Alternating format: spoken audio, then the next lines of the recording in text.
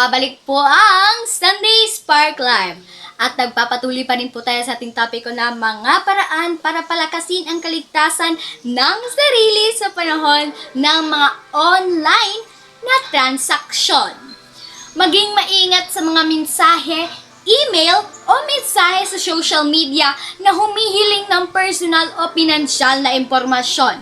Ang mga scammer ay kadalasan ay gumagamit ng peking mensahe na parang mula sa mga kilalang bangko o kumpanya para makuha ang iyong detalye.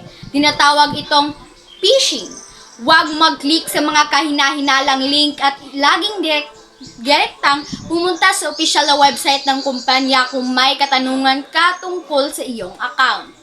Magbabalik po ang Sunday Spark Live!